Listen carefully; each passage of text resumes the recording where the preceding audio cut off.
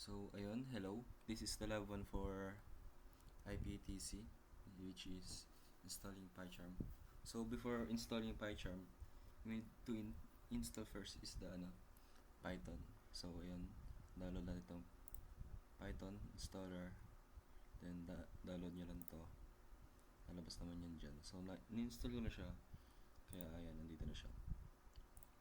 Then, ayun, buksan natin.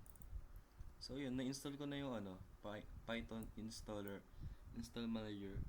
Tapos yun, nalagay dito reinstall na lang. So, madali lang naman yan.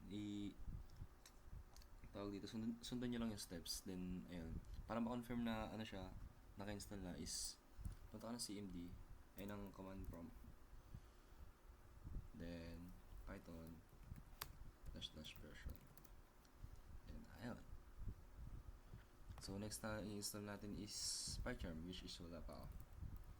So, yun, download tayo PyCharm. Exit Windows, accept all. Ayan. So, ayun, na siya mag-download din. Or na natin itong exe file, executable file. Ayan, wait lang natin lumabas. Where is it, bro? Ayaw. Paste lang natin yan. Next. Tapos ayan, ito yung destination ng folder. Kaya na bahala dyan. Then ayan, desktop. Check lang natin ito.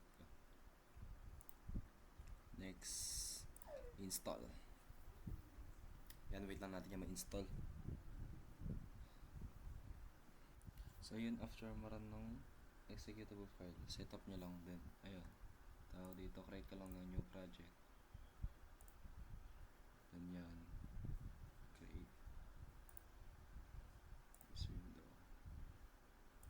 Then add ka na ng Python file, testing. Yan, testin natin. Okay, reward. Then run, testing. Ayun na.